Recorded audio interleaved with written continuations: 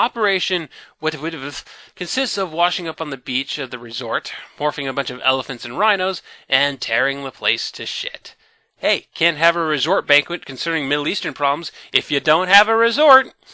The plan is wonderful in its simplicity, and works like a charm, even with a rather violent storm brewing. The Animorphs spend a good 20 minutes crashing into buildings, chasing around security personnel who can't do anything with their little pea shooters, and Rachel even gets to meet one of the world leaders. I shoved at the hole I'd made and found myself blinking in the bright light, blinking and staring at Marco and at the man sitting in an easy chair wearing a tuxedo shirt, a tie, black socks, and glossy black shoes. His tux coat and pants were draped over a chair. He had a somewhat familiar face, the leader of a great power. He was sitting in his jockey shorts and calmly pouring a glass from a bottle of clear liquor. Then he glared belligerently at me and Marco. Now, I'm not going to say who this man was, or what nation he headed, but he was drunk. Drunk, but no coward. He just sat there in his underwear, glaring at us, defying us. Psst, it's Boris Yeltsin. Anyway, the banquet is totally ruined, which is a shame. I would totally have watched Boris's drunken Middle Eastern policy ideas on C-SPAN. Visitor 3, morphed as the chief of protocol, can only stand in the sidelines and fume like a child who didn't get what he wanted for Christmas. Once enough destruction had been done, the Animorphs wade out into the ocean, demorph and remorph Dolphin. Which sucks, because that's exactly when David decides to show up in Orca Morph. David taunts them a bit and brings up Rachel threatening his parents, which nobody has a response for. Not because they're upset at Rachel, mind, but because how the hell do you respond to, Rachel made vague threats at my family, by the way I killed Tobias and I'll kill you now. Anyway, Cassie manages to pull back without David noticing, demorphs and goes into magic talking whale form. David realizes that Cassie's is bigger than his and makes a retreat. Well, the most important mission in saving the Earth that the Animorphs have participated in thus far is over, and score a big win for our heroes. Rachel returns home with complete intent to stay home from school. Sadly, she gets news that Sadler is doing a lot worse in the hospital, and there's very little hope he'll recover. Rachel's younger sister, Jordan, comes to her for some emotional support. Look, bad stuff happens. Doesn't mean it's going to happen to you. Doesn't mean it's going to happen to me or Sarah or Mom or Dad. Yeah, but that's what's so weird and all. I mean, I feel like scum because I felt kind of glad it wasn't me, you know? It was like, woo, close one. But that's not right. I should just be sad. And I am, only it's not just sadness. It's also like, glad it wasn't me. And then I was all like, I would never ride my bike like that.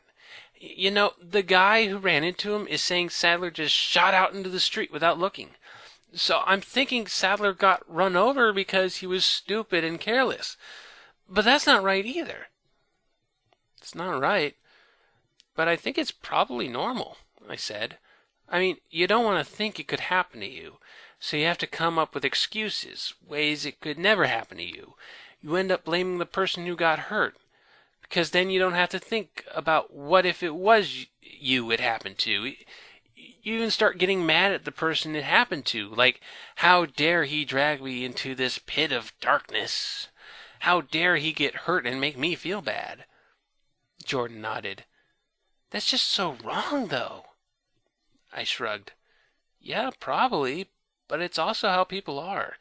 You don't want to go around thinking, it could be me next. It could be my sister or mother or father. You're gonna do anything you can not to feel that way. You have to put up a wall between you and the fear. You have to cut yourself off from it. Tell yourself you're safe. Bad stuff only happens to people who are careless or stupid or evil. And that's a passage that becomes oh so poignant much later in the series. Rachel goes to the bathroom, only to discover that David has been in her house the entire time, morphed something small enough to easily hide, perhaps a flea or a fly. David taunts her some more in the bathroom, and she's helpless to do anything since she can't find him. David makes it clear. Threaten my family, and I'll threaten yours. I will admit, though I thought how we got to this point was really mishandled, and I don't think it fits the character we saw earlier, David's actual villainy is wonderful in its darkness. This is a guy who could be watching you while you shower, while you talk with loved ones, while you're in your most private states of mind, and you wouldn't even know. And what David is about to do could possibly rank up there as one of the most evil things in fiction. Rachel goes to Jake's house, where Sadler's family are currently. She confronts Jake over the whole "why did you tell Axe to get me" thing again, but doesn't get a clear answer before everyone piles into the car to go to the hospital. The main reason Rachel is so aggressive towards Jake on this issue is that if someone who is both a close cousin and the leader of her group says she's an aggressive psychopath, then it pretty much confirms her fears. She isn't so much angry at Jake as she is desperate for him to deny what she's feeling. They reach the hospital only to find all the doctors going a bit nuts. It seems that Sadler's heart stopped, so they rushed him to ER. But while moving up to a higher floor, the elevator mysteriously stopped. And when it started again and reached its floor, the doctor and nurse inside were knocked out, and Sadler was awake, completely healed of his injuries. Sadler's family go crazy over this, but Rachel and Jake put two and two together. David broke into the elevator, morphed Sadler, and dumped his body down the elevator shaft. Holy shit! For a brief moment, no one else was within hearing. "You won't get away with this," I said. "I won't? I already have. And what are you two going to do? The real Sadler was toast. Now these nice people have their son back. So what are you going to do about it?" He started to walk away, then turned back, as if he had some funny secret to impart. "I'll take the blue box, cousins. Bring it to me. You have 24 hours, starting now." Damn, just damn. So much for the whole not killing people thing, I guess. I know most people will point to the final arc as the Animorphs' darkest moment, but this really ranks up there. Of course, any possible sympathy we might have had for David in the last two books is long gone. But if you're going to jettison depth of character for evilness, you might as well go all the way. Jake and Rachel find an empty spot in the hospital to plan. But of course, Rachel is still badgering Jake over his decisions. Let's face it, this isn't the David trilogy. This is the David two-parter and the Rachel epilogue. Okay, fine, Rachel. You want to do this? Fine. I think you're the bravest member of the group. I think in a bad fight, I'd rather have you with me than anyone else. But yeah, Rachel, I think there's something pretty dark down inside you. I think you're the only one of us who would be disappointed if all this ended tomorrow. Cassie hates all this. Marco has personal reasons for being in this war. Axe just wants to go home and fight Yerks with his own people. Tobias? Who knows what Tobias wants anymore? But you, Rachel, you love it. That's what makes you so brave. It's what makes you so dangerous to the Yerks. What all this builds up to is Rachel accepting that she is far more aggressive than the average person, but that there are still lines she won't cross. She points out to Jake that he is very good at manipulating her, and we leave Rachel's baggage behind for now to finally deal with this David problem. So the Animorphs set up a mock meeting at the barn, more or less admitting that David has them beat in order to make David, who is surely spying on them, feel confident about himself. They act out a scene where everyone starts screaming at Rachel and making her seem weak, which might be more interesting if the readers weren't in on the ploy.